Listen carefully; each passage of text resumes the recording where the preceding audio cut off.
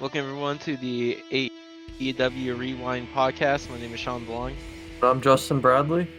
and the AEW All Out 2020 is in the books. Yeah, It was an interesting show. There's a lot to talk about, plenty bad, I guess, and though plenty good. yeah. We'll get into it, obviously. I mean, duh, but it just felt really long. Now, I It think now for me, like I always knock WWE for having pay-per-views that were like 4 or 5 hours long. This ran like if you watch the pre-show, it was Mhm. like from 7, which we're not going to cover, but it ran from like 7:15 to like 11:45. Like Yeah, because that's we're pretty because we're long. recording this right now at 12:07 a.m. Eastern, Yeah. so if we seem a little tired, that can apply to it. Yeah, it just felt really long. I think a pay-per-view should be 3 hours because you think about a normal show. I mean, a pay-per-view could be 2 hours, honestly, but I could give it three. I think three is like kind of the limit. I think you could have took out this first match we're going to talk about. I think you could have took out the Dark Order match, honestly. I just felt like that was I thrown say the together. I say the Dark Order match definitely could have been the one that they could have Yeah. held off. You could have thrown out those two or put Britt Breaker on the pre-show. I don't And know. then that would have cut some time off. And then, also, the whole Matt Hardy thing, which we'll get into, kind of threw me off, and I know threw a lot of other people off. It just it felt like it threw everybody off, like even everyone there. Like it just felt really off, like after that, because it just felt like, I mean, obviously it wasn't supposed to happen that way, and it Yeah, was just so quick and like I don't know. yeah. It's those kind of things that happen that it's always very tough to judge in the moment. But Yeah, we'll because get you got more. people I can go more in blaming. depth into Yeah, that later. yeah, we'll talk about that. So the first match that opened the show was the Britt Baker versus Big Swole in the Tooth and Nail match, which turned out to it was more of like a pre-recorded thematic kind of match taking place at a dentist office. Yeah, I mean, if you want to talk more, because I really have nothing to say because I really did not care about this match. I'm just going to be brutally honest. I don't know. It just didn't There's do it for really me at not too all. much. There's not really too much to say at the end of the day about this match. Sure, there's weapons being used. Um, Rebel gets thrown to a dumpster at one point. Swole gets hit in the head with like a plate and Britt Baker's diploma. But at the end of the day, Big Swole was able to get the win. Uh, basically by taking kind of like the gas that they use to like put people to sleep when they're Yeah, in I'm blanking on the name right now, they but kind of like they nickname it like laughing gas and that kind of stuff. yeah, And she uses it on Britt Baker to win the match. yeah. Okay, so my final thoughts here, before if you have anything else to say, is just like I don't know, man. It just didn't do it for me. I think one thing is if you put this on the pre-show like it originally was scheduled for, which I thought was fine, put it on the pre-show. That's fine. But then people were complaining because about the women's division, how there was only one match on the card. So Tony was like, "Fine, we'll put it on the main card." But I think if you're gonna put it on the main card, you don't put it off the you put it on, you don't make it the first match. You know? Yeah, because this match felt like it definitely would have been like a cool down spot. Yeah. Like I don't know where you could have put it, but I just think you could have just started with the Young Bucks and put that somewhere else. I just feel like for It me, was me kind and of my weird to have it. Yeah, it's kind of weird for it to start the show when it's it just doesn't feel like a match to start the show. Yeah, so like also another thing is like so I normally watch AEW with my friend. We watched all wrestling like growing up, and my other friend, we're we're all friends, and the one kind of watches wrestling but stopped because WWE just stopped watching WWE. And he's like, okay, so this is what you guys think is good now. So then this match was like the first thing, and it was like for anybody who like wanted to watch AEW for the first time, I don't know. I would have saw this match and been like, why do I want to watch this more? Like, why would I want to keep watching this for my Saturday night? But yeah, I don't know.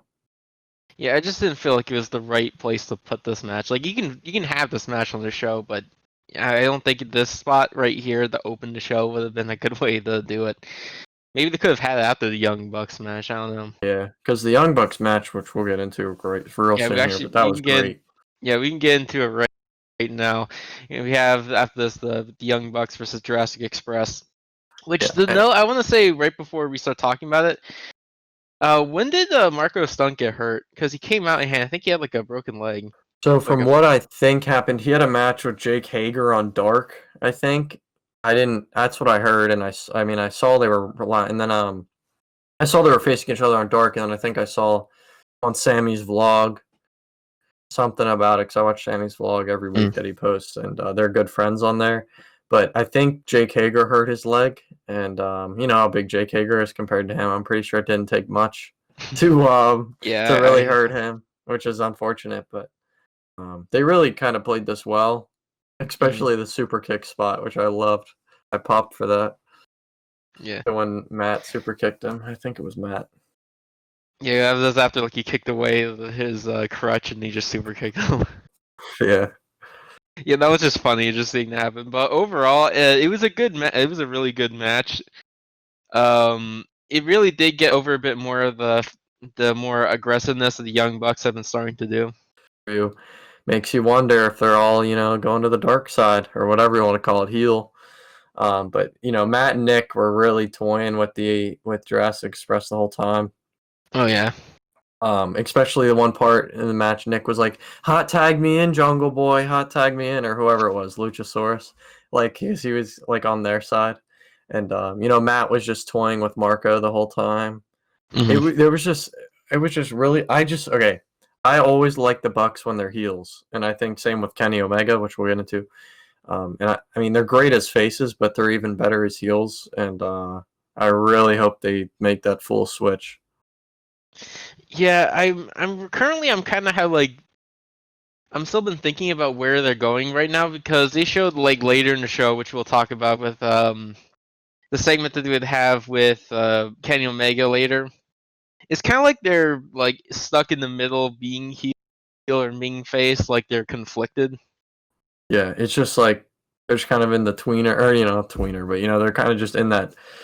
You know, they're just kind of doing their own thing, and what they feels right. Because they still show sympathy to the both of them. Like, well, I don't know if I would say the both of them, but they show sympathy to Omega later. But one other note, a pretty cool spot I thought to add is Jurassic Express when they did that, like Luchasaurus did his tail whip roundhouse kick, and then they felt like had that flatliner combo. Mm-hmm. And then also when he jumped out into the fan area, that was crazy. He took out like half of the. Yeah, all the talent at ringside. He's really good, man, and yeah, Luchasaurus continues to show he's the best in hot tags. Yeah, I mean, dude, the crowd, it sucks because sure they have the crowd there. They were pretty hot in the beginning, but I asked the crowd, you know, we'll talk about this too again, but as it got later, like the longer they were there, it was hot. I think it was like 100 degrees there, like around that. Yeah, they joked around saying that it was like 90 with like 1000% humidity. Yeah, so like it just stinks because like they're dead by the end of the show, which is why also I think they got to utilize the shorter pay-per-views. But back to the match here, you know, the crowd always is for Luchasaurus every time, and I think he's that perfect like big man babyface whenever he needs that, whenever they decide to do that.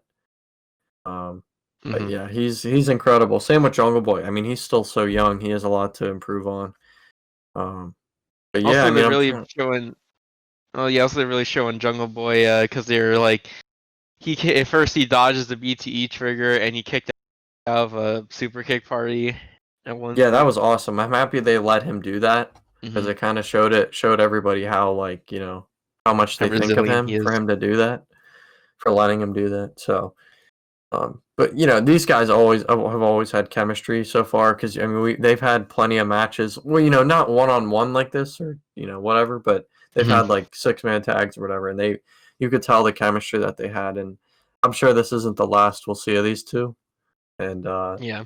Well, I was saying no. Go back to the crowd being dead towards the end. I would almost say that the talent that was at ringside almost got dead by the end. Which stinks because the biggest match is like the FTR tag, like the tag title match was like dead. Like It it was was dead almost quiet. dead. There was one part where they were saying like cowboy S word, I think.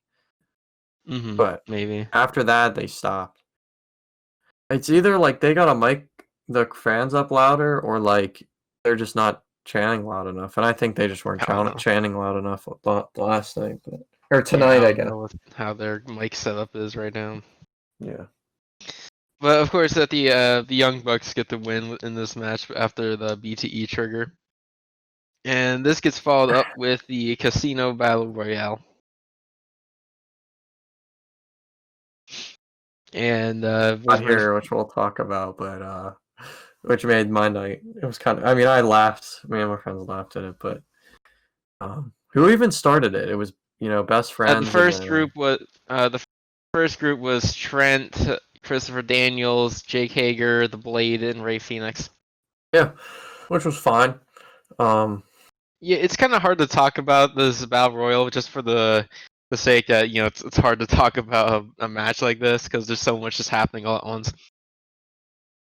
Spots. What's bringing me back, like for memory wise, obviously is the surprise debut or whatever you want to call it, which happened later. But before we get into that, just anytime once Brian Cage and Ricky came in and Lance, it was like that's when I really started getting good for me.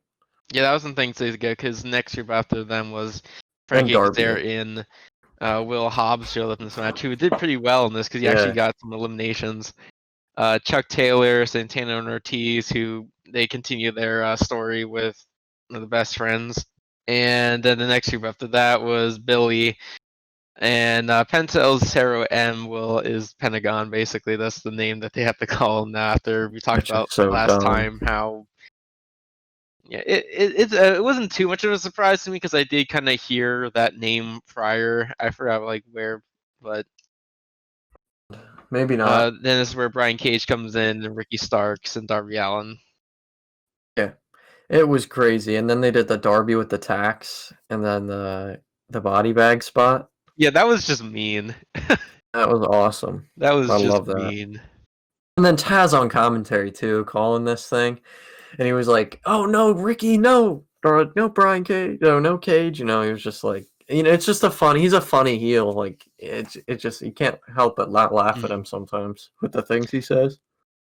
Yeah, and so the group after this, we had Shawn Spears, Eddie Kingston, The Butcher, Sonny Kiss, and Lance Archer. And this is where Sonny get some time. Yeah. I mean, of course, we get some eliminations. Sonny Kiss actually eliminates Jake Hager. Yeah, that was crazy. I was surprised they did that, but good for him. Yeah, now time for the part where we have our Joker, which I was incredibly excited for because it's Matt Sydal. Yeah, I didn't know the song. I mean, is that his theme for other thing I have else? no idea, Because I had honestly. no idea who it was, and then I saw Matt Sydal on the screen, and I was like, "Holy S word!" Like he was one of those guys that I wanted to sign with AEW. Yeah, the thing was, I think like they had so many little guys, and then they brought all the big guys in. Like I think if they would have brought him, he would have just been like another little guy or whatever. But now I think it's going to be a lot better for him. I think they can do a lot of fun stuff with him. Him and Sammy Guevara would be a match. I just completely thought about that in my head. He has a lot of him and Ray Phoenix. Like you could do so much with this guy, man. Like I don't know. I mean, I'd have to imagine he at some point. So I don't think he's good enough. Like he's good, but I don't think they're gonna put him on the main title spot. So I think he's gonna be that mid carder. Yeah, he'll be like a TNT title holder at least once. Yeah, and I can't wait, man. The opportunities are endless with this guy too. I mean, I don't know how old he is. I can Google it real quick, but I mean, I don't think he's that old. Yeah, it's just the only problem is that as soon as he debuted, took to the ring, and he slips trying to do his shooting star press, which man, that's such a bummer. Two Matts, Matt's had a bad day today. I didn't think about that. Yeah, Matt's had a hard time tonight. That Matt Cardona, it looks like, but yeah, Matt Cardona's doing okay.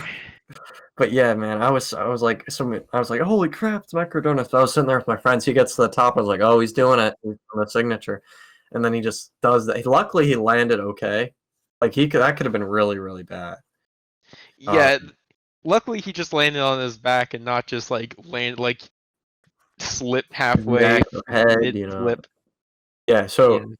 me and we just couldn't help it. We were dying for like 3 minutes straight. We just couldn't stop laughing because that's like a perfect botchamania. If you ever watch Yeah, botchamania, that's a yeah. perfect that's literally perfect for what that is for those Yeah, videos. it was, and it's so sad because we know that like He's better than that. debuts are a big thing. Like you're breaking a first impression, and this is just like, man, we know that he can do so well, but it's just so Yeah. unfortunate. You know how many times he's probably done that move? And like for this one to be the one that he messes up on, it's just like the odds. It's just so unlucky. Yeah. So, oh yeah, I want to note that next door to Daly's place, fireworks start going off because there's a baseball stadium nearby. Yeah, who plays what baseball team was that? I don't know. Like, what baseball team's in Jacksonville? It was just interesting, just because like halfway, like mid of the fight, Yeah, you just start hearing fireworks. because me and my friends like wait. looked at each other and we were like, but then they're like, guys, it's okay, it's catering, and I was like, what? How does that make any sense? But Yeah, I don't know. They said it was catering, and it was just kind of like, what? That makes even less sense than. yeah, I don't know. So what leads into let's see. After this, this is what leads to the whole Darby getting actually Darby eliminates Ricky Starks, and that was what brought the whole body bags segment happens. Mhm. And then it gets down to Lance Archer and Eddie Kingston, where this is where a lot of people kind of thought that Eddie could have actually won, depending on the whole trying to get the help from the rest of his friends that he's made recently. Yeah, I'm honestly really happy that what's it called? That he Lance didn't win. Archer. Eddie Kingston didn't win, and Lance Archer was the victor here. Mm-hmm. I think they were gonna try and do something with that snake, but I don't think everybody was on page with that. Maybe, I Maybe don't not. know. It just seemed like really weird. Like Jake was just holding the bag in front of him. But I don't know. I'm happy Lance won. That was our prediction. Mm-hmm. It's a good way to end it there. And I mean, once Yeah, Lance won, I was like, Mox is probably gonna win at the end of the night. yeah, just kind of telegraphing that in hindsight. And also, really note that we've always been talking about saying about, man, Lance Archer needs to get put into doing something, and all of a sudden he's now challenging for the title. Yeah, and I'm really happy that this is where they decided to go with this. Because it's a way where, he wasn't on the. I mean, I think he actually was on the top of the leaderboard. They're like number 3 or 4 in the rankings or whatever. But this was a way where you could just justify it, like, hey, you won this. That's what you won. That's what you get if you win. That's the rules, and he won. So about that or have an argument. But yeah, man, it's exciting times for Lance. I'm sure. He tweeted out just a picture of the AEW belt like a couple minutes after the match was over, so that's really cool. And him and Moxley have a recent history, so it's been really good. So I'm looking forward to whatever they have in store. Mm-hmm. Especially with Jake now as his mouthpiece. Like, come on. This will be interesting. I want to see these promos between Moxley and Jake the Snake. That's gonna be great. So we have next as we go from one Matt having a hard time to the next. We have Matt Hardy versus Sammy Guevara in this Broken Rules match, which is they told basically was supposed to be a last man standing match. Yeah, so I was really hyped for this. I was like, let's go. I know Mhm. Sam is going to take a crazy bump. Like, my We love thinking talking about was, this in advance. yeah, this was because I have my Sammy Guevara shirt on now. But, I thought this was going to be, just brutal, use weapons, and then a big spot. No, they decided to go right to the crane lift or whatever you call that and just do the big spot right away. But to Matt Hardy, and obviously it looked horrific. Yeah, it was. It did kind of feel pretty weird because at first everything was going for it because they were like at TIAA Bankfield. Sammy was in the golf cart getting ready to try to do revenge with the golf cart, and then all of a sudden we went from that to all right, let's just go crazy on the like, let's see, like it was probably like the first spot of the whole like match, maybe. And it's like, I get it, this feud is supposed to be crazy, but I didn't like this spot could have been better, but it was just like it was so poorly set up. Not poorly, I mean maybe it was poorly. I mean, I just felt like the tables were too close. Like when I first saw it, I was like, those That tables are is pretty true. close. And I saw them clear the first table and I was like, oh no. And then I saw like Matt just smack against the concrete and I was like, oh no.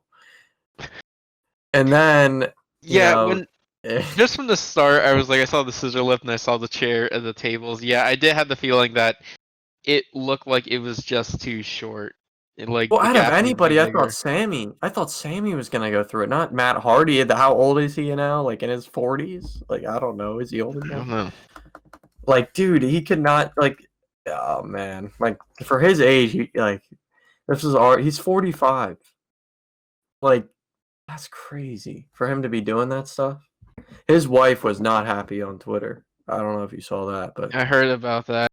Though we'll begin to just later, because what happens is that uh basically all the EMTs come in and all the refs come in, yeah. and And yeah. at first they kind of throw the match out, but then this is where things kind of get confusing. Well, yeah, because, dude, it was like, I was like, holy crap. Like, we were all silent. And then started to get up, and I was like, okay, he's fine. But then he started walking, and he couldn't even stand up. Like, he couldn't even walk straight. Like, he was falling over. Like, if those people weren't there to hold him, he was Mm-hmm. literally going to fall over. And, like, you could tell, like he could have been crazy selling that, but he wasn't. He wasn't. Like, you could tell he was concussed or, like, he was really not, like, he was not in a good spot, Mm-hmm. It was like it looked like he was drunk or something, like the way he was walking, and he could hardly That's stand true. up. I was really scared for him because of how old he is and how many bumps he's taken before, obviously. He's the Hardy Boys. It was very scary and it really threw off the rest of the pay-per-view for me. And it doesn't mean I didn't enjoy it, but it was just like, wow. Like it was just like how I don't know how to explain it. It was just like shocking to see Yeah. him like real time, like it was live, like it wasn't recorded. This was all live. Yeah. And it was like they had to adjust to it on the fly, and I was like, oh no, well, how do you even plan for this? Yeah, even I was like stunned into confusion where literally I was just like, was that real? I have it written in my notes. And like it was getting to that point. And this is where like everything starts getting like they start walking everybody off. And then all of a sudden out of nowhere the match kind of continues, Yeah. I guess. What I think happened was Sammy walked off. Well, Sammy played at this really well. Like he still played in character, which he should do. I mean, obviously he's gonna feel sympathy afterwards, but you gotta stay in character. And he started walking off, getting angry, and then Matt got up and was like seemed okay. It did. He And did then seem okay he kind at of first. disappeared, and I think that's where they were like telling Matt like you should not be wrestling, but Matt how much he loves wrestling and how much this means to him. He was definitely just wanted to do this thing, because how much they hyped this match up, like how all the stuff that they did, it just as much as what people I've seen a lot of people blaming AEW on this one, I get it. They could have told him, like they could have stopped it completely, but For me, yeah, it does really believe that Matt really was the one who said to keep going. I feel I like that really believe it. because I feel like that would be really in his nature, just to say no matter what, just keep going. Because they literally called it off. Like you could tell the announcers were kind of shook too. They were just like, what do we say? Like, Hmm. what do we? You could tell they were just being fed stuff to say, and it was just a scary situation. And then they started going back at it, and I was like, what are they doing? And then I was like, oh no! And then they started climbing up that thing, and I was like, Matt's concussed, and you're climbing up a You metal climbing up thing like that. scaffolding. Yeah, you're climbing up scaffolding. Like, what is going on? And then the ending was just so bad after all that, like the way it ended. He just threw Sammy. Yeah, he Sammy just punched it in fell the head into and he fell whatever off that was. scaffolding into Like like a box. I don't know what it was, but it was well, I don't know what it's supposed to be, but So then Matt kind of wins the match. kind of. Kind of, yeah. We're gonna need to. This is gonna be something we're gonna need to keep a look at this, like keep watching with the story continues. You know, there's gonna be news coming out for it within the days after this. Yeah. So we'll have Another big to. thing. Oh, yeah, real quick. Another big thing with this is like, I think Matt also remembered. I mean, he should definitely remember, but that the stipulation was if Matt didn't win, he's gone. So like, I think his thinking also was like, what do I like if we lose? Like, what do we do? Like, you can't. How am I supposed to go back on TV? So Because like, I can tell from like obviously that it was supposed to be that Matt wins. yeah, it was definitely supposed to be that finish that they had. That was supposed to be the final thing. Like, I'm sure Matt was supposed to get up from that bump, and then they were gonna get their way down to the ramp. And I'm sure they had something better planned than the way he threw Sammy off. I bet. It It's just just sucks, man. yeah, this is a story that's gonna be advancing throughout the time. I News don't more, think of course. I think they should just end this story because I don't want to. I don't want to see it anymore. I don't think. Yeah, this is probably where this is gonna be where it ends. We just have to see from the different news outlets to see what really has been going on with this whole situation. Yeah, and Tony Khan, they do media scrums after every big pay-per-view, and I know they are now, so I'm sure he's going to be asked about it, if not already asked about it, if they did Mhm. get to Tony Khan. So I'm sure we're going to hear a lot from him on the situation. So coming up next, we have on the match on the night was the AEW Women's Championship match between Hikaru Shida and Thunder Rosa. Yeah, so this was probably for me the best match, one of the better matches of the night, honestly. Mhm. I have to Um, say so. okay, so real quick, I just got breaking news. Tony Khan says he called for the Matt Hardy match to end. The doctor checked on Matt and cleared him to continue. Hardy went to the Huh. hospital as a precaution, but seems fine. So That's that's a interesting. little breaking news there. But yeah, back to the Sheeta thing. I thought this match was really good. I know a Oh lot yeah. of I it just was really it's terrible that it came after what we just talked about, which kind of just gave it a bad feel, which sucks Mm. because of course it was the women's division that got the bad luck from this because who else other Once than the again. women's division to get bad luck once they finally had a solid match? Shut up. I like to note that Excalibur brought up that she wouldn't just become a double champ if she won; she would become a triple champion because she won the title in Joshi Pro. Yeah, the Joshi princess thing, you know. That was yeah. It made it interesting the fact that it was like, oh, she's not just gonna become double champion; she could become triple champion. Yeah, and the JR was like, "What? Oh, of course you know that." I was like, "All right, buddy." All right, Like, yeah, you totally know about that. yeah, I like some of a lot of the reversals that were done in this match. There's a lot of she was setting up to do her usual like launching off of a chair, but then Rosa gets the upper hand with that as well. yeah, The stretch muffler counter into a Hurricane Rana was great. yeah. There were a lot of good spots here. It just, like I said, this whole thing just fell off the whole time because of what Yeah, of happened, course. which stinks. Because I really think you It's just like the women's watch Thunder division needed Rosa. this. Yeah, you just watch Thunder Rosa, and you're like, this. She's better than probably a lot. Like she's probably better than like 3/4 of the women's roster. At least. Like, I think the people at her level are Sheeta and Nyla. And then I guess if you want to say Riho or B. Priestley, but they're not here right now. But she's like in those top 5 of the women, and she's not even signed. And say Chris Statlander as well. Yeah, who's injured. Who's Yeah. apparently starting to walk soon, so that's a good sign. I But still who say knows like when she. Chris Statlander's hurt. Yeah, she tore ACL, so. hmm Yeah, so a lot of bad luck as we talked about with the women's division. Again, like I don't know what they do now. I'm guessing they go back to Nyla, but who knows? Probably. I feel like that's where it would just make the most sense. Of course, we said at the end of this, Sheeta wins with the running knee. Yeah, it was a solid finish, I thought. A little weird though. Yeah, it kind of came out of nowhere a little bit.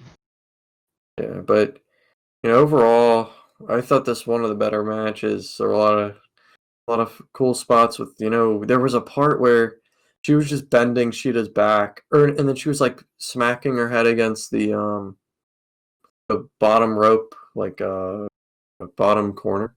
That was really cool. I like that. If you remember that, just like throwing her head into the bottom turnbuckle. So then after this, we have an announcement from Kip Sabian, who says that basically Kip and Ford is getting married. And on Wednesday, they're supposed to be saying who Kip Sabian's best man is. So, one, I hope it's not Jimmy Havoc. So, just saying. Two, who I think it is, I think it's Flip Gordon. If you know Flip Gordon at all. That would be awesome. And yeah, I hope it isn't. I hope it's not Jimmy Havoc. I think it's gonna be Flip Gordon, honestly, because that would be awesome. I would have to say. Yeah, they said he's like a Matt Sydal 2.0. I mean, people were saying that on Twitter, like Flip Gordon's like Matt Sydal, basically. From what I see, from what I hear, I haven't really watched too much of Flip Gordon, but I know he's solid. I just think he has a troubled past, I think, or a little bit of a weird past. Yeah, I don't know too much about him personally, but I know he had the experience with AEW because he back at All In. Yeah, and he's been on being the elite, and he's been a big Ring of Honor guy. So I mean, that was the first person that came to mind for me. I mean, it could be Matt Sydal, but I doubt it. The only thing is with like the whole with Flip Gordon is that currently he's been doing the whole stuff with Ring of Honor still. So I don't know what his contract yeah, I don't is know. right now. I don't know who else it could be really. As long as it's not Jimmy Havoc. Did you catch the little jab, the shot they took at WWE at the end there? Not. I don't really exactly remember it. So at the bottom, after he plugged his Twitch, they put at the bottom AEW has approved this message. Oh yeah, okay, yeah, I remember that now. I kind of was kind of throwing off that whole news when I was thinking about everything with AEW. So yeah, so that's what they were aiming at. So that's kind of funny, of course. Yeah, they had to do it after because that news literally broke yesterday, and they put that together. So that's kind of funny. Yeah. But they were quick on the ball of making shots. Yeah, per usual. But yeah, I mean, I'm all for pushing Kip Sabian a little bit. I'm not saying a big push, but give them stuff to do. I think he's better on his own than with Jimmy Havoc. But so I'm happy that. I mean, I'm not happy with what happened with Jimmy Havoc, but I'm happy, that he's on his own now compared to that team that he was in. So next on the show, we have the Dark Order versus Natural Nightmares, which this will end the Scorpio Sky and Matt Cardona. This match, I don't know. It was I would say it was well wrestled, but there's nothing for me to say that I can remember from this. That's just a personal thing for me. Like I just thought this was like a Dynamite card match. Like you could have had this as like one of the matches on Dynamite. That's true. We talked about it earlier. I think you could have put this match like on Dynamite. I just feel like obviously we know why now. Well, obviously they advanced the Colt storyline, and then they also with Dustin Rhodes giving him a shot at the title, which is stupid in my opinion. I mean, I get it. It's cool. Like you said back on the predictions video, I thought they were going to give it to Matt Cardona because that just seemed like it'd make more sense. Yeah, my thing is like, if Brody Lee beat Cody in that fast, like he should beat Dustin in like half that time, right? Like that. Yeah, I feel like. Yeah, that's what I actually really think that too. Cause I feel like it's just going to be another one-sided beatdown from Mr. Brody Lee. So I don't know. Really, there's not much to say really too much about this match, except for, like I said, how the ending is supposed to set up how Colt Cabana is now becoming like, they're having struggle and they're having problems with them because the group of Natural Nightmares and Scorpio Sky and them all win after basically Colt tries too hard to win because really gets this is clothesline, lets Colt get the win, but then he decides to try to hit his moonsault and he misses, and then they get the pin.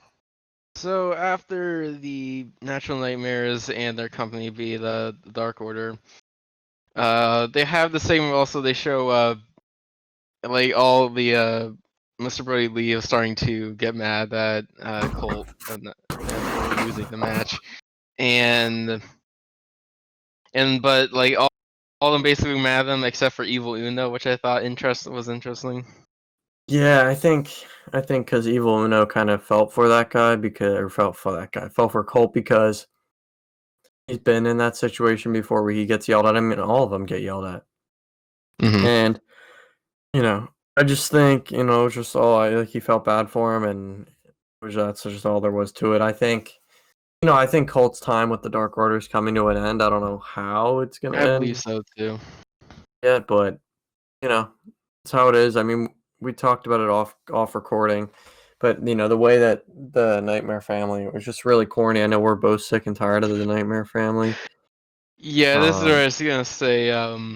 Like I wasn't having this much of a problem with the Nightmare Family in the past, but something about how they were treated tonight was just really weird. Like it was so cheesy. At times, like all of them holding up Dustin as like the conquering hero. The pin, they make the pin. It's like Yeah, when they got a roll up, they didn't even like do any like crazy thing to pin him. It was just a roll up, and they got a count.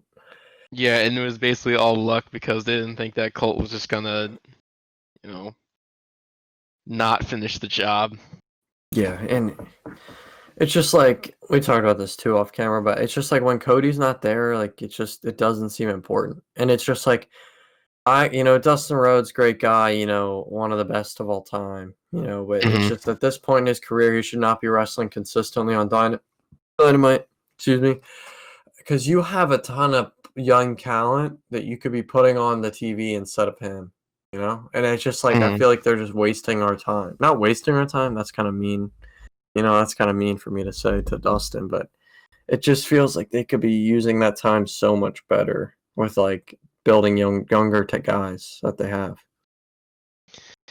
Another thing I was thinking, well, we're moving into the interview with Dustin, which, in my opinion, it was just so cheesy and generic and just like rah that I couldn't take it. Yeah, he's like, "Oh, Tony, thank you. Oh, thank you, Tony." It was like we did this for Cody, and then he was like, "Oh, also you're gonna be facing Mr. Brody Lee for the TNT title." I was like, "Oh, thank you, Tony Khan," and it was like, "Oh." I was like, "Okay." It's like, wow, that felt like it was just like they wrote it out and then they checked it a few times and then they gave it to him. Yeah, it's whatever. I'm just kind of mad about the match this Wednesday because I'm not looking forward to it at all. And my opinion is, if this match is not half the time, because my opinion, Cody's obviously better. Like right now at this time in their careers, Cody's way better than Dustin, and I feel That's like how they've been booking it. yeah, it's like if he beat Cody that fast, there's no way, no shot that Dustin should even like make it that far in the Like match, right? from how they booked that Cody match, it seems like all they're gonna do is they're both gonna walk into the ring. Brody's gonna hit the discus clothesline, and that's it. That's literally Yeah, that's how how it it should be. feels. That's how it should be. I mean, like, I don't know how else they're gonna like book it, because how else we really expect Dustin to go against Brody if we just saw what he did to Cody? Yeah, I hope they have something better in store for that than what we think.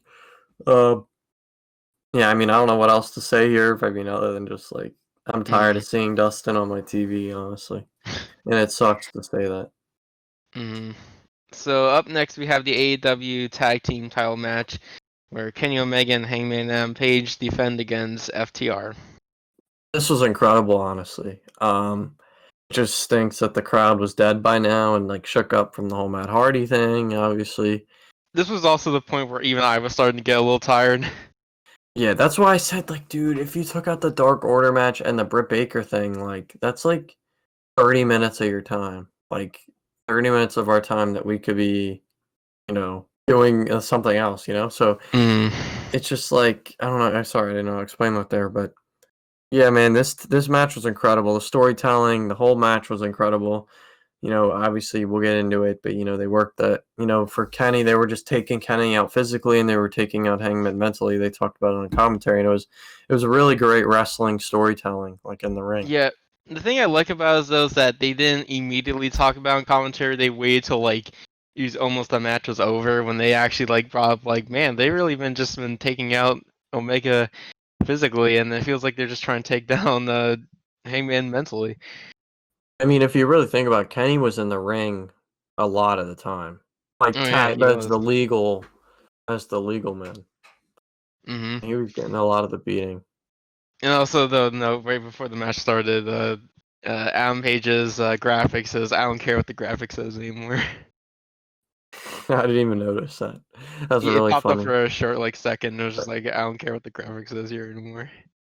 Yeah, and it's crazy. I noticed that when he walked into the arena, like this whole before the match even started, it felt like a main event. Like this definitely could have been a main event Mm-hmm. to a pay-per-view. It just the big time feel, the storytelling through to tonight to the match. It was just like I was just sitting there like, holy cow, this is happening. Like goosebumps, everything. And you could tell when Hangman came out, he was ready for business. Like, sometimes he comes out, he's, whatever. But this time you could tell.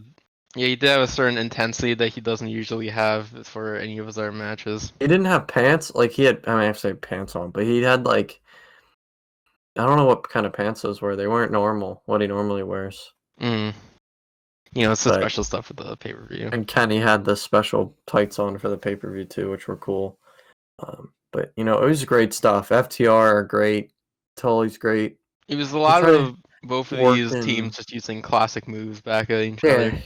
it was like old school wrestling with a mix of like Kenny doing a dive to the outside or Hangman doing a dive to the outside. Sorry, I'm yawning. I'm tired, man. It's starting to catch up to us. Yeah. We have, like I said, the entire match. FTR is focusing on Omega's leg, where they just kind of try to separate Omega from Hangman the entire time. And then, of course, right where Hangman does get the opportunity to be in the ring, he would mess up somehow. Yeah, and that played a big role into the match, So, and a big role between the two, also, and I think that's what's led to Kenny's frustration as well. At the end there. I'm trying to think, and it was a lot of stuff like the ref wasn't looking, and the FTR would, kick, beat the guy up or And whatever. there was They that moment kick where, him down. there's that moment where FTR tried to fake a tag where the ref had their back to them, and one of them just clapped really loud with their hands. Yeah, it was a lot of little things in this match, which made it even better. It just, like I said, if there was a crowd here for this match and the main event, man, these matches would have been really, really good. Even the women's match too, for sure. Yeah, these matches would have really, really done well. But I thought they did well for what they had. Mm-hmm. So yeah, the match ends where a V-trigger hits Hangman by accident. Hangman then kicked out one spike pile driver, but then FTR was able to get the win after hitting a second one. Yeah, and Kenny just, his knee, he couldn't jump. He was really selling the knee. They were selling the knee the whole time. That was a big focus, and he had no energy left because he was in the ring so long as the legal person that he couldn't even get in and break up a pin. And you could just see him put his hand on the edge of the ring and just fall over after hearing the 3 count. Mm-hmm. So then after the match, this is kind of like we thought, oh, this is where something is going to happen. It kind of does. I'm not really sure exactly. You could say that there's a specific heel change or anything yet, because afterwards, Kenny had it's a ringside table they called it. Then he threw it away, and then he didn't help Hangman out of the ring, but he just left. And then they followed. Yeah. Hangman falls right in front of Kenny, and Kenny doesn't pick him up. And also, FTR gets the beers out celebrating. They had a can that just said beer on it, which was funny. The generic beer brand. Yeah. So they put it down on the ground next to Hangman, and Kenny kicked it. It was the perfect kick, and it went right into the camera. Yeah. But yeah, Kenny had that little table. I don't know, out of all the things, it was a little, what's that kind of table called? You just eat on it in the living room. But it was one of those tables, and I don't know. I didn't think he would hit him. I didn't think it would either. If anything, I thought the Bucks were going to come out, and that's what was going to happen, like I said in the predictions. But the Bucks are there. But Bucks as you were said, there in the end. Kenny goes Because out a which tunnel? I he mean went out the left heel tunnel. side. The heel tunnel. And then so he runs into the Bucks, and he said it was like he just kept saying that, oh, he's done, and let's go. And they just kind of start leaving out the Daly's place, and he gets up to a van. And basically, he kind of implies that basically if the Bucks should go with them or not, and then which they didn't, and then Kenny went to the van and left. Yeah. So one thing, like two of the things that he said, what I caught on the thing was, let's go back to the way things were before this, which was when they were heel, and another thing was time to go clean myself off. So you mean that he's gonna like you're trying to wink, wink, nudge, nudge to like clean? He's a cleaner, yeah. So on commentary they just said that he's gonna go take a shower and wash himself off. yeah. So it's just the little things, like you had to pick up on it, but they knew. Obviously, they know what they're doing. But man, this story, like, it's more like I thought it couldn't get any more interesting until that. Like that just made it more like I want to see I want to keep watching because I'm even more intrigued now as to what they're doing with this. Like they didn't make it simple. They could have just had the Young Bucks come out and Kenny with them and ruin it, but instead they're adding on to the story and making it even longer. Yeah, that was kind of like what they almost did at like Revolution. Or it was kind of like it would have been like one of those obvious kind of heel turn spots where it's like, oh, he looks like he's gonna do the buckshot, but then no. Yeah, they keep teasing it, man, and I think when we least expect it is when it's gonna happen. Oh yeah, I feel like that's the best time to do it. Yeah. So the thing is, though, do you? I don't know if I think Kenny might take some time off here, but maybe not. I feel like they might have to respond to what happened though, but. Maybe Yeah, like a either a Hangman interview or a Young Bucks interview soon, like on Wednesday. Yeah, we obviously don't know barely any matches for this Wednesday, and a lot of this we'll know through social media and stuff. So that's what they're basically saying. Yeah, we'll have to see. But honestly, though, I'm happy with FTR winning. Oh yeah. Like see. I think Hangman and Omega are a legit tag team, but they weren't, a tag team starting off. Like they were just put together. But like I'm happy it's on like a tag team that's been there, like actually a tag team for a while, like a true tag team, and they're gonna elevate that belt obviously even more. Mm-hmm. And I'm just happy now because Kenny can do his stuff on his own and Hangman can do his single stuff too. So there's 2 additions to the singles division. Yep. So next on the show we have is a quick Chris Jericho promo where basically that this 14-week feud was just an experiment. And tonight Cassidy will be the main event draw, and you will thank Jericho for it. Yeah, just I don't know. We'll get into the match here, but yeah, we'll get into the match. We have the it was just classic Jericho. Yeah, so we have the Mimosa Mayhem match between Chris Jericho and Orange Cassidy. So I don't know. I don't know. They've had 3 matches now, and I've not been impressed by any single one of them. That's just me personally. I just think Chris Jericho does not work well with guys like Cassidy or guys like. See, like if they made this comedy, I think it would be a lot better. But they made it so serious. Like I thought that this would be funny, but it wasn't even funny. That is true because I felt like they did wrestle this match pretty seriously for a match where the goal was to dunk your opponent into Mimosa. I get it, you want to have that serious match, but like these are 2 comedy geniuses. Like I feel like you could have done a cinematic match or something, man, where I think you could have had a lot more fun with this. I think they took it way too seriously. And I guess they want to build Jericho up. But I just don't think Jericho can wrestle like seriously against guys that are mobile and quick like Cassidy. Like I think he's better against guys like Mox or like bigger guys. Mm-hmm. And who else did he wrestle? Cody, right? His match with Cody was pretty good at Full Gear. That was around a year ago. Oh yeah. Like, he's better against guys that are more his size and can do less like acrobatic stuff. Yeah, because I feel like the ones that you can do are more high octane offense. He isn't able to be able to go at the same speed that they can, but that's just because he's getting older. I don't know what's really much to say about it. I think, see, again, they didn't really blow it up because obviously Cassidy looks a lot better now, and Jericho looks fine. But my thing is like, I think they could have done even better. Like, I think they could have done a lot better with this. We've talked about this too. Every podcast is. I wish they would take this more funny. They did funny some parts, but it just seemed way too serious for me. Yeah, who the two guys are. It was like they were seriously fighting each other over the fact that, still, like I said, it was a very seriously wrestled match for the fact that one of the main goals was to throw the opponent into Mimosa, and it was like wrestled like it was for something serious, like a title. Dude, now I just thought about it. Like, Orange Cassidy didn't put his hands in his pockets at all, did he? No, he teased it and then he immediately started fighting. Yeah, like he didn't do any of that. I want to get back to that Orange Cassidy. Because that's the Orange Cassidy, I think, where he's at his best. And, I hope he just goes back to being the best friend's manager for a while, because I think he can just find something else for him. Yeah, because it is true that it started feeling like they were starting to really make him go out of character at times. Yeah, it was just like, this is not the Orange Cassidy that we all know and love.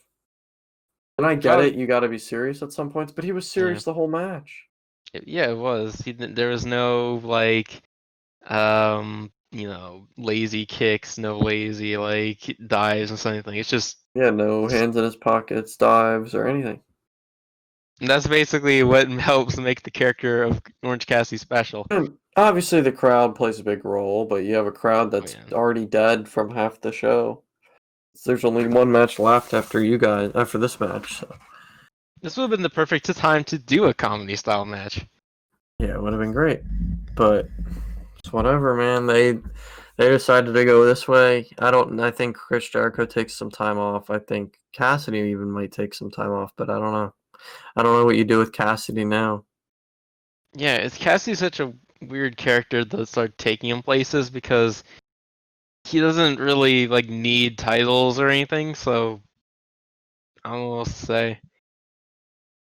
Probably the only part that actually made me chuckle a bit in this match was the fact that whenever they would talk about the time that they dumped a little bit of the bubbly on Orange Cassidy, they called it bubbly boarded. Yeah, that was funny. They were like, "That's the first time I heard of that," or I think someone said something like that. And then I like the orange punch. I swear they never said that before. Yeah, they're calling the Superman punch that Cassidy does the orange punch. Yeah, that was cool. I like that. Excalibur, great guy. Great commentator. Happy he's back. Dude, I don't know. This pay-per-view felt long. Like, I couldn't even imagine it without Excalibur on it. Actually, that's a good point. If Excalibur wasn't on this commentary, this show would have felt even longer, I think, honestly. Yeah, it would have felt way worse. See, at the end of this, Orange Cassidy gets the win by knocking Jericho into the Mimosa with the orange punch. Yeah. That's pretty much all that happened. He wins. Jericho's drinking it in, drink it in, man. He just kind of laid and laying in the mimosas. He just kind of floated there in sadness. I mean, that was funny, but I mean, that was the only funny part. But yeah, we already talked about that. It was really a serious match for the fact that you had to dump your opponent into Mimosa. Yeah. So the next thing they did was they announced that Full Gear 2020 is going to be Saturday, November 7th. Which is, good news. Obviously, Full Gear. I was at Full Gear last year. Great show. It was one of their. I wouldn't say it was the best pay-per-view, but since TV, but it was a really fun time for me. We were in Baltimore. That was a great show.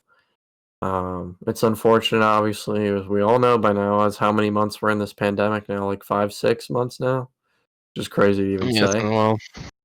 We're at 15% right now with fans. I don't know by November what the protocols will be. But, I mean, all we can hope is that things get better and we're able to use fans, like, even more, like, maybe 25, 30%. We'll have to see. Yeah, so obviously we'll have to wait and see there. That card could be stacked, man, because you could have Young Bucks, FTR, Penny versus somebody, I'm guessing. And then you could have, obviously, Lance, Mox. There could be some great matches on that card. Mm-hmm. So also they announced here a few of what Dynamite has to offer on Wednesday. We had Brody Lee is going against Dustin for the TNT title match. Kevin and Penelope are going to be introducing their best man, and we'll be learning what the AEW World Champion is going to speak. Which is not a lot, man. We don't know a lot about this show, but Tony said in an interview before All Out that there were going to be a lot of a few surprises Monday, so I'm guessing this best man's going to be one of them, and I'm sure there's going to be a couple more or two, because they really got us. This is a big, as we talked about, this is a big turn in a lot of these stories, and it's going to start a lot of new stories. So we're going to see a lot of new feuds begin Monday or Wednesday. Yeah. It's a very big time right now for the company, and there's a lot of big show changing needs to be done. Now you got NXT apparently forfeiting and moving to Tuesdays, so it's big for them too. It's gonna be, I guess, I don't know, easier for the average wrestling fan who just wants to watch a bunch of wrestling. Yeah, it's gonna put more eyes on the AEW, that's for sure. I guess now it'll really show, who's watching more now that they're on different days. Well, yeah. So never mind. Yeah. So for the main event, it's the AEW World Championship match. It's Jon Moxley defending against MJF. And honestly, man, I thought this match was really good. Like, you could just tell the storytelling, just like the FTR match. I thought the storytelling was there. Everything was there. You had the blood. You had everything. You had the emotion. Had a very simple story and was being told really, really well. Yeah, it's just, again, the crowd really, even the fan, like the ringside crowd was not even like talking or like saying, other than Billy Gunn. I give it to Billy Gunn, man. He, as much as annoying he can get, like, he's always the one, trying to He's always trying to get the crowd started. They're doing something just to make noise.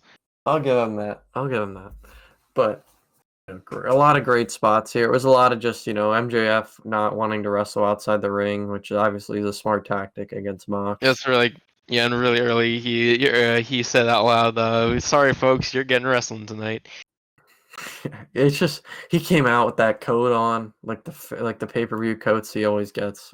It's always great when he comes on those super nice coats to come out the wrestling. That little smirk on his face, like you just want to punch him in the face, But I love MJF. He plays his role perfectly, and he's only 24, as they talked about in the match. Yeah, he's one of my favorite on the whole entire company. Yeah, when he speaks, I listen. That's pretty much how it goes. Same with Mox too. So. Yeah, did you see Renee tweet about this? Because now she wasn't allowed to tweet about Moxley or say his name when she was with WWE, but now she can. And she was like, I can't wait to watch my husband beat the crap out of this little, like, something, this little S word, maybe, I think she said. I don't remember. I think I saw the tweet very recently. It was funny. I was like, oh, because now she started talking about, she congratulated FTR, so she's following along with AEW very well. So like we have in this match, there's a lot of MJF trying to target Moxley's left arm. That was from surgery. Yeah, there's a lot of story about this match. He was targeting the arm. Mox was trying to find a way to beat him without the paradigm shift. Trying to take it outside. He even did some pile drivers, like that weren't, the paradigm shift. And MJF gets busted open, like we said, after getting hit into the ring post, and that's where, like, then there's one point it's just like both of them are just biting each other. Like Moxley bites MJF's head, and the MJF bite back. Yeah, and then Mox had to put his shoulder back into place. Apparently, obviously, he was like whacking his arm against the turnbuckle, trying to put it back into place. Um, And there was that part where MJF basically used all of his signature moves against Moxley and he kicked out of every single one of them. yeah, dude. At that point, once Lance won, I kind of knew that Mox was gonna Yeah. win because it would make way better of a story than MJF. And we can get up to the finish, which is Wardlow tries to throw MJF the ring. MJF misses, and then which kind of this is like where a while the ref gets distracted, and this leads Moxley able to hit the paradigm shift to win. And the look that Wardlow gave after he realized what was going on, he was just like, "Oh shoot!" like war. But yeah, man, it was a great match here. The ending was cool. I like the way they did that because Yeah. obviously the ref didn't see the paradigm shift. Also, You that know, it paradigm shift looked a protect. little weird to me personally. Didn't it It look looked like it like it was? hurt. Yeah, it did. Though it didn't look like the usual kind of like DDT thing they did. It looked like he got real high on that, and it was bordering on the suplex. Yeah, but it looked really good, man. And it also did protect MJF this finish because like it technically was illegal and the ref wasn't watching. So like Yeah, it was. technically it protects MJF. Like MJF's not buried at all. I just don't know what you do. I mean, I'm sure he can pick a fight with anybody for no reason, so he'll be fine. Mox is obviously has a big feud ahead of him. As Everyone always I wants was to like, I fight wonder if MJF. Lance is gonna come out. Next thing you know, they panned to Lance and Jake in the crowd. Yeah, Uh, really apparently because he cool. just sits in the crowd. Yeah, he And so Mox all I gave him gotta, the finger. yeah, he did. And all I gotta say is before we can probably start slowing down the episode is so Lance Archer is totally gonna win the title, right? I don't know, man. Like I He like has really to. like just I really don't know if Moxley wins here and he's going against Lance Archer next, this guy who has only lost once and and all his victories are like one-sided beatdowns. I don't know how Lance Archer almost doesn't win at this point. Like I Yeah, don't know. That's just my opinion. yeah. I don't know. It's we got to see how they build the story, or like We if there's do. any stipulations, or if it's or what's going on with. I really want to see Omega versus Mox again because we really never got we got the unsanctioned, which was incredible. That was at Full Gear almost a year ago. I saw that live. As I Mm. said earlier, that was crazy, and I want to see them wrestle like a pure match, like a pure wrestling match. Yeah, the match was so crazy. It got the Maryland Sports Authority to crack down on 15,000 or something. $15,000 fine, I think it was. them. Um, yeah, man, I don't know. It's interesting. Obviously, Mox is gonna have something to say, and obviously, probably Jake's gonna come out, and Yep. Lance is gonna come out. But I'm sure they will be careful. I mean, they got to be careful because I'm sure this is gonna be at Full Gear that they're gonna do this match. I So believe so too. they gotta burn this slowly, unlike some other women's feud that they had to show in the beginning of this pay-per-view. So yeah, Yeah. Also, I believe like if they're gonna do like what kind of story they could go with this, I don't think it's gonna be anything too crazy. I believe it's just gonna be like, I don't know, these are two guys that are known for both being really violent. So well, I'm sure they could be like when we wrestled in Japan. Like I'm sure they're gonna talk about the history because they oh have a yeah, history. I'm sure that'll I get believe brought so up. too. They're going to bring out the history. Yeah, if anybody hasn't watched that, go watch the match in Japan. It was really good. I think it was like a Texas death match or something. I think that was Lance and Mox, but yeah, I mean, I I'm gonna watch Wednesday. Obviously, I'm not too excited. The only thing I'm really excited for is Omega, and I hope that he's there. But I understand if he's not. We need to see what they start announcing throughout the week because that's probably what they're going to do. Yeah, probably Monday they'll announce them. Maybe Sunday, maybe tomorrow. Yeah, we have to stick around and see what kind of news has been trending around with the whole situation going on with Matt Hardy. Yeah, that's a tough one. And from what I read earlier, that it was announced was that Tony got the go ahead from the doctor. I mean, But to see how If it the looked. doctor says it's okay to go, I mean, it's not really Tony's fault. Tony's not a doctor. Yeah, If and we have to see what from Matt's side of the story is as well. Yeah, I mean, I'm sure Matt's gonna be like, I needed to finish the match. I probably shouldn't have, but I did, and you can't really blame AEW for that. Obviously, It's a tough you want to at situation. this day and age, you got to be really careful with CTE and concussions and all that stuff because it's obviously terrible, and you don't want, especially Matt, one of the legends of wrestling, to be doing this at that old. I think you got to slow it down with Matt now. I think you really shouldn't have Matt be in any crazy feuds. He needs or to be anything. careful with himself.